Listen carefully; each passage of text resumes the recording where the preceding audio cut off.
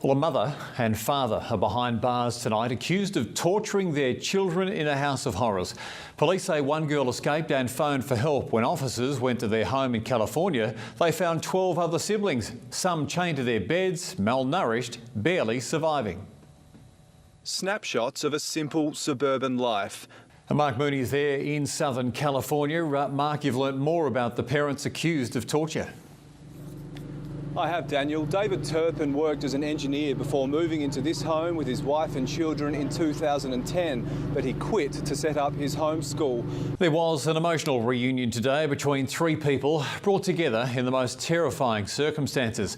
A mother and her young son and the truck driver, who they say saved their lives by driving his burning rig away from a deadly crash scene on the M1 before their car could smash into it.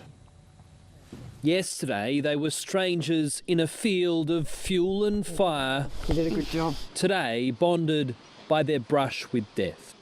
Prime Minister Turnbull has defended signing off on pay rises for political staffers, which will cost us hundreds of thousands of dollars. The big salary sweeteners come as most Australian workers suffer through years of little or even no increases in their pay. The price of good advice. Oh, lovely. Malcolm Turnbull in Hobart as his enemies take aim at pay hikes the PM approved. While we might be used to seeing roos in the bush, a wallaby led police on a high-speed chase over the Sydney Harbour Bridge. Shocked commuters watched on as the marsupial hopped through traffic just after 5 a.m. Still to come, we've got the chart-topping singer who suddenly died while preparing to tour again. All that and more coming up right after the break. Dead at the age of 46.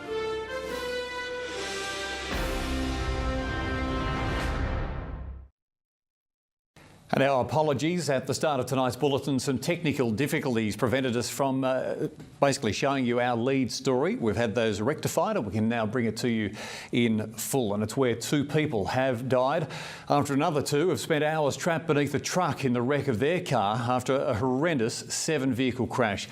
It happened at a roadwork site on the Newell Highway just north of Dubbo when a prime mover ploughed into stationary cars. On a stretch of highway north of Dubbo, a scene of absolute carnage. 2 trucks and 5 cars collided around lunchtime. We have our Prime7 reporter Lucy Samuel still there. And Lucy, what more can you tell us about this terrible accident?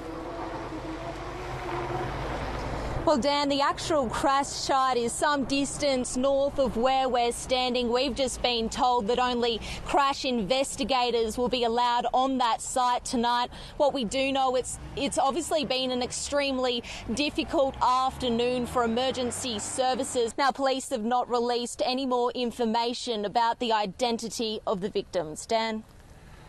Thank you so much, Lucy. Lucy Samuel's there.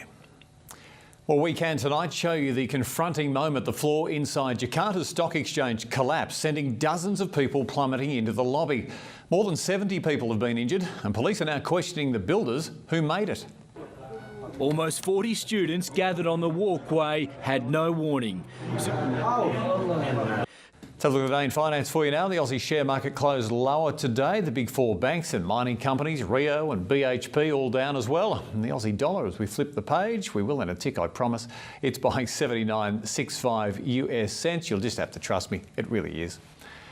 Coming up next in sport, Anthony Mundine's grand plans for the final year of his career and a new record set in the Big Bash. That's after the break.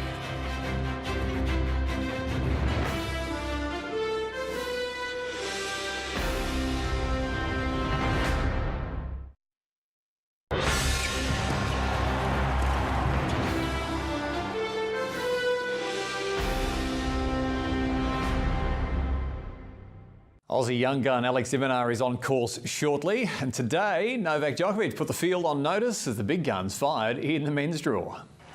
17 years old, centre court against the world #1 with a Hollywood audience. Destiny for this Aussie prodigy. And tonight, Sydney sensation Alex de Minaur takes on Thomas Berdych, Ash Barty and Roger Federer also in action. You can see it live and free from 7 right after the news. Well, Big Bash sensation Darcy Short smashed the record for the most runs in the tournament in the Hurricanes' 6-wicket win over Brisbane Heat in Hobart last night. Short has 465 runs from 7 games. That passes Sean Marsh's old mark of 412. The weather's on the way. Karl has some details of where and when it's hotting up, and we say to Joy and Ballina, thanks for your photo. If you've got one, we'd love to see it. Photos at prime7.com.au.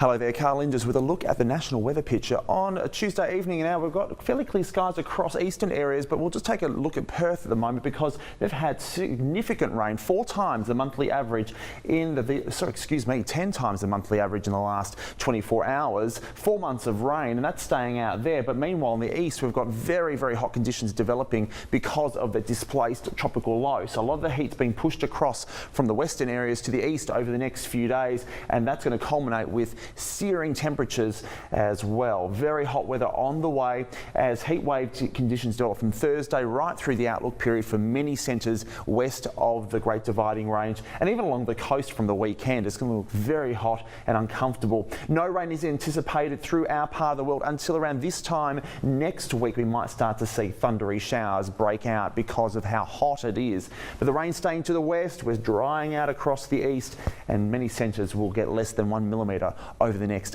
8 days. So very warm to hot west of the Great Dividing Range tomorrow after a relatively lovely start, 7 to 27 in orange. Windy along the coast. We still have hazardous surf warnings and gale warnings out for tonight. They'll be lifted by Thursday, but that swell is still fairly hazardous for the remainder of the week. Even though temperatures are rising along the coast, stay out of that water. If you don't see the flags, just stay out of the water this week as we have that powerful surf going. Hot over across the inland, and Daniel, that is a taste of things to come. Temperatures into the mid-40s by Friday. Details on that tomorrow. See you then.